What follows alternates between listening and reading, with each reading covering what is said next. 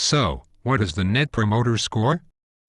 The Net Promoter Score or NPS is a customer satisfaction metric that tells you if your customers really like your organization or not. So it's a customer satisfaction survey. Kind of. It came out of research by the consulting company Bain. Why were they interested? Well, a lot of people spend a lot of money on customer satisfaction surveys and most of it's wasted. Are you saying customer satisfaction isn't important? On the contrary, it's the only thing that's important. You get that right and things like growth and profitability almost take care of themselves. So why were you saying it's not important? I wasn't, you idiot.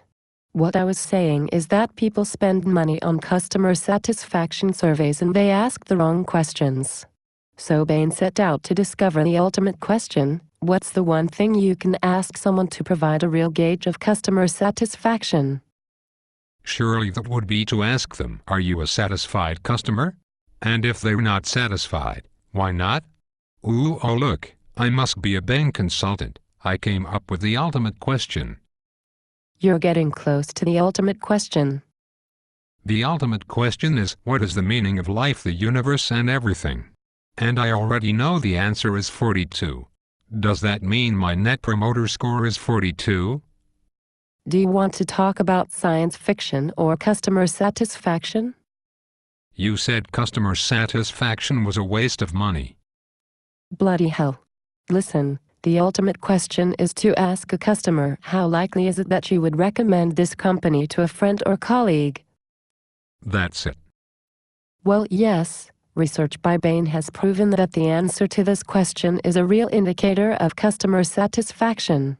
People value their relationships with friends and colleagues, so they won't bother to recommend an organization if they don't genuinely feel satisfied.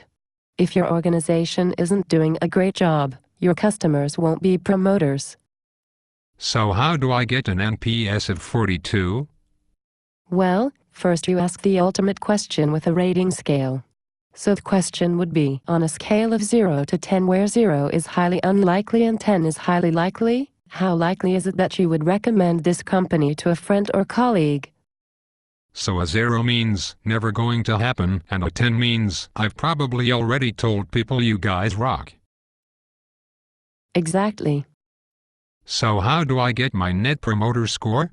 Do I take the average of all the responses from 0 to 10? Nope. Do I have some complicated formula to get the NPS? Nope. Are you just going to let me keep guessing until I finally arrive at the right calculation? Do you want me to get an infinite number of monkeys and typewriters, churn out the complete works of Shakespeare and the formula for NPS at the same time? That would be pretty amusing. But I haven't got the time. You and me both. Okay, so the people who score you from 0 to 6 are detractors. They are likely to say bad things about you. Really? Hell yeah. Okay, so are the rest going to say positive things? No. The people who rate you 7 and 8 are really quite neutral. They probably won't actively promote your organization. They are satisfied, but not engaged. Those bastards. I give them what they want and they're still not satisfied. That's the world we live in. You've got to wow people. That's where the 9s and 10s come in. Those are the promoters. They will tell their friends, family, colleagues, anyone that will listen, that you provided an exceptional product or service. They'll probably talk about you positively on social media websites. Hey, maybe they'll be my friend on Facebook. Exactly. If you have a Facebook page for your organization, they'll probably like you. So I just count up all the promoters, the 9s and 10s, and that's my Net Promoter Score. No. Just tell me how to calculate my NPS, goddammit. You subtract the percentage of detractors, the 0 to 6 scores, from the percentage of promoters, the 9s and 10s, and that's your Net Promoter Score or NPS. But what if I have more detractors than promoters? Then the number will be a negative NPS and you've got a problem. So I'm looking for a positive NPS. Exactly. How big a number should I be aiming for?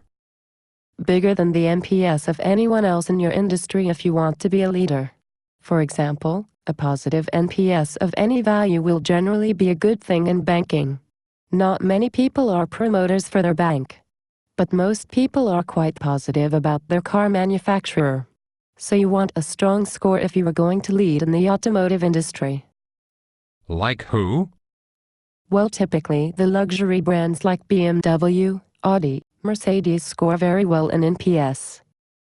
Bloody Germans. Yes, indeed.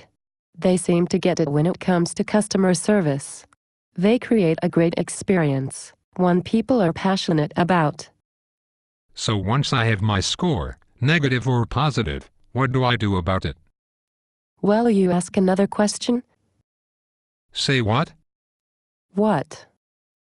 Wait a minute. I thought you said there was only one ultimate question and that's what made it the ultimate question.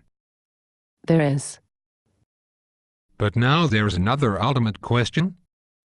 Yes, once you know if the customer is a detractor, neutral or a promoter, then you ask the qualifying question. If the customer is a detractor, ask them, what could we have done better? If the customer is neutral, ask them, what could we do to move you to a 10? If the customer is a promoter, ask them, what was it about your experience with us that would make you want to tell your friends? So first you ask the customer to score their experience with the organization. Yes. And then you ask them to tell you what it was about the experience that made the difference, positive or negative. Finally. So are you going to adopt the NPS?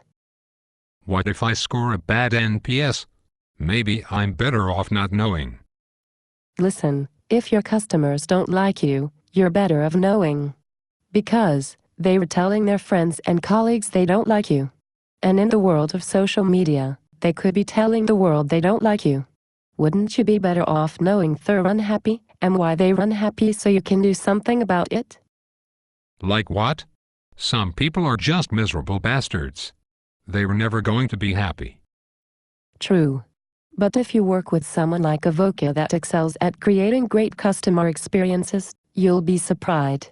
Even the miserable can be wowed. So where do I start? Well, first put together a plan, and the first step in the plan should be to do an NPS of your customers. Benchmark their satisfaction, then with the qualitative data about what they like or dislike about you, put a plan together to improve the experience. Now on your bike.